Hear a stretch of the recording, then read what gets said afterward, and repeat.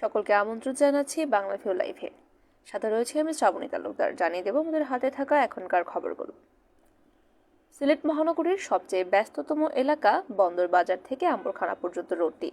এই সড়কে রিক্সা, ভ্যান ও লেগুনা চলাচল বন্ধ ঘোষণা করেছিল সিলেট সিটি কর্পোরেশন কর্তৃপক্ষ। তবে এই সড়কে যানজট কমিয়ে জনভোগান্তি কমানো ফেরাতে 2021 সালের শুরু থেকেই এমন সিদ্ধান্ত কার্যকর করা হলেও কিছুদিন পরেই তা পাল্টে যায়। আবার সেই আগের মতন অবস্থায় ফিরে গিয়েছে রোডটি। উচ্ছেদ করা হয়েছিল ফুটপাত ও রাস্তা দখলকারী হকারদেরকেও। তবে এখন আবার আগের অবস্থায় ফিরে গিয়েছে সেটি। বন্দরবাজার থেকে আম্বরখানা পর্যন্ত ফুটপাত দখল করছেনই হকাররা, বরং তারা রাস্তারও অর্ধেকটি জুড়ে বসছেন পসরা সাজিয়ে। তারপরে গোদের উপর বিস্ফোরার মতন লেগুনা স্ট্যান্ড হিসেবে দখল করছেন বন্দরবাজার পয়েন্ট থেকে সরকারি অগ্রগামী বালিকা উচ্চ বিদ্যালয় পর্যন্ত সড়কটি। যদিও পুলিশ বলছে বন্দরবাজার থেকে জিন্দাবাজার সড়কে কোনো হকার নেই, আর লেগুনা দাঁড় করিয়ে না রাখার জন্য নিয়মিত অভিযান পরিচালনা করছেন তারা। তবে স্বচক্ষে দেখা গেছে ওই রোডটিতে হকাররা তো বসেনি, লেগুনা স্ট্যান্ডও 2-3টি সারি করে জনদুর্ভোগ সৃষ্টি করে রাখছেন।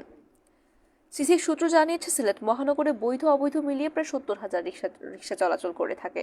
ছোট্ট এই নগরীতে মাত্রাতিরিক্ত রিক্সার কারণে সবসময় যানজট লেগেই থাকে। বিশেষ করে জিন্দাবাজার থেকে আম্বরখানা রোডটিতে যানজট থাকে বেশি।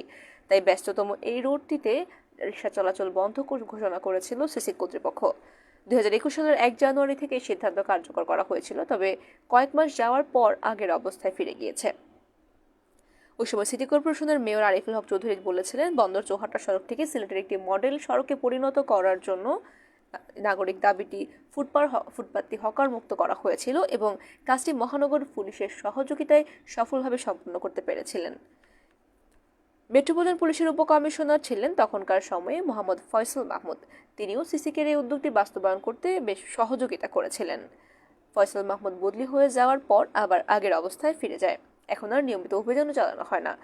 যদিও এখন সিলেটের এসএমপির উপকমিশনার মোহাম্মদ মাহফুজুর রহমান বলেছেন, বন্দরবাজার চৌহাট্টা মহাসড়কের সকল সড়ক থেকে অবৈধ গাড়ি স্ট্যান্ড উচ্ছেদ করেছেন এবং তারা নিয়মিতই অভিযান পরিচালনা করছেন, মামলা দিচ্ছেন এবং গাড়ি রেকার করছেন। তারপরও কিছু গাড়ি চালক আইন অমান্য করে এই সড়কটিকে গাড়ি স্ট্যান্ড হিসেবে ব্যবহার করছেন। তাদের বিরুদ্ধে আইনানুগ ব্যবস্থা নেওয়া হবে। ট্রাফিক উপকমিশনার বন্দরবাজার চৌহাট্টা সড়কে অবৈধভাবে গাড়ি রাখার বিষয়টি স্বীকার করলেও ফুটপাতে হকারদের বসার ব্যাপারটিকে তিনি উড়িয়ে দিলেন। এসএমপির উপকমিশনার আজবাহার আলী শেখ বলেছেন, বন্দরবাজার চৌহাট্টা সড়কে এখন আর হকার বসে না। যদিও ওই সময়টিতে বন্দরবাজার চৌহাট্টা সড়কে অন্তত 200 হকারকে বসে থাকতে দেখা গেছে। এদিকে বিমানবন্দর সড়কে অবস্থিত সিলেটের ক্যাডেট কলেজের সীমানা প্রাচীর ভেদ করে একটি বেপরোয়া গতির ট্রাক ঢুকে গিয়েছিল ক্যাম্পাসের ভেতর। শনিবার দিবাগত রাত 12টার দিকে এই দুর্ঘটনাটি ঘটে, তবে এতে কোনো হতাহতের ঘটনা ঘটেনি। বিষয়টি নিশ্চিত করেছেন সিলেট মেট্রোপলিটন পুলিশের এয়ারপোর্ট থানার পরিদর্শক দেবাংশু কুমার দে। তিনি জানিয়েছেন, কোম্পানিগঞ্জ থেকে সিলেট শহরের দিকে আসা বেপরোয়া গতির একটি ট্রাক নিয়ন্ত্রণ হারিয়ে সিলেট ক্যাডেট কলেজের সীমানা প্রাচীর ভেঙে ভিতরে ঢুকে পড়ে।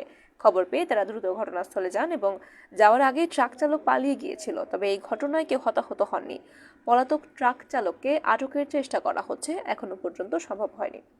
এ ছিল আমাদের হাতে থাকা এখনকার মতো খবর। সাথে থাকার জন্য সকলকে ধন্যবাদ।